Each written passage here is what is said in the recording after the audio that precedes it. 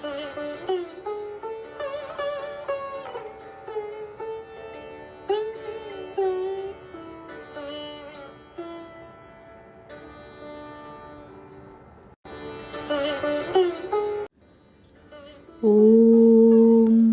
यथाग्नेर्दाहिका शक्ति रामकृष्णे स्थिता हिया सर्वविद्यास्वरूपां तां शारदां प्रणमाम्यहम्।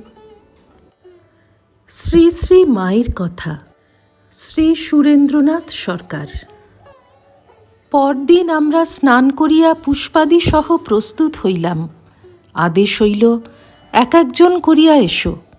আমি প্রথম গেলাম। পূজাদি সাঙ্গ করিয়া বসিয়া আছেন মনে হইল। আমি প্রবেশ করিলে বলিলেন, ঠাকুর তোমাকে যা দিয়েছেন তা তুমি করবে, আমিও তোমাকে কিছু দিচ্ছি, এই বলিয়া মহামন্ত্র দিলেন। পরে শ্রীপাদপদ্ম পূজা করিলাম। মা দাঁড়াইয়া পূজা গ্রহণ করিলেন। আমি বলিলাম, মা, আমি তো মন্ত্রতন্ত্র কিছুই জানি না। মা বলিলেন, অমনিই দাও না। আমি জয় মা বলিয়া পাদপদ্মে পুষ্পাঞ্জলি দিলাম। একটি ধুতরা ফুল ছিল। মা বলিলেন, ওটি দিও না, ও শিবের পূজায় লাগে। মায়ের জন্য কাপড় লইয়া গিয়াছিলাম। সেই কাপড়খানি আর একটি টাকাও দিলাম। টাকা দেওয়াতে মা বলিলেন, তোমার টানাটানি অভাব, আবার টাকা কেন? সাংসারিক অভাব সম্বন্ধে তো কোনো কথাই হয় নাই, অথচ দেখিলাম মা সবই জানেন। আমি বলিলাম, এ তো তোমারই টাকা, তোমাকেই দেওয়া হচ্ছে। আমাদের পরিশ্রমে যা কিছু আসে তার সামান্যও যদি তোমার সেবায় লাগে আমরা ধন্য মনে করি।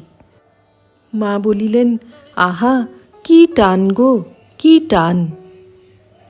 আমি, মা, তোমাকে ভক্তগণ সাক্ষাৎ কালী, আদ্যাশক্তি, ভগবতী এসব বলেন। গীতায় আছে, অসিত, দেবল, ব্যাস প্রভৃতি মুনিগণ শ্রীকৃষ্ণকে সাক্ষাৎ নারায়ণ বলেছিলেন। স্বয়ং তিনিও একথা অর্জুনকে বলেছিলেন। এই স্বয়ং বলায় ওই কথার আরও জোর হয়েছে। তোমার কথা যা শুনেছি তা আমি বিশ্বাস করি, তবে তুমি স্বয়ং যদি সে কথা বলো তাহলে আর কোনোই সন্দেহ থাকে না। তোমার নিজের মুখেই শুনতে চাই ও কথা সত্য কিনা। মা, হাঁ, সত্য। ইহার পর ভবিষ্যতে আর কোনো দিনই মায়ের স্বরূপ সম্বন্ধে আমি কোনো প্রশ্ন করি নাই। আমি বলিলাম, মা, আমি এই চাই, যেমন তোমাকে প্রত্যক্ষ দেখছি, কথাবার্তা বলছি, আমি যেন এইরূপই ইষ্টকে দর্শন, স্পর্শন, আলাপ করতে পারি, এই আশীর্বাদ করো। মা, হ্যাঁ, তাই হবে। তার পরদিন বিদায় গ্রহণের সময় শ্রী শ্রী মাকে প্রণাম করিয়া উঠিয়া মায়ের বড়ই প্রসন্ন মূর্তি ও হাসিমাখা মুখ দেখিলাম। গোলাপ মা আমাকে বলিলেন, পুরীধাম দর্শন করে যাও না।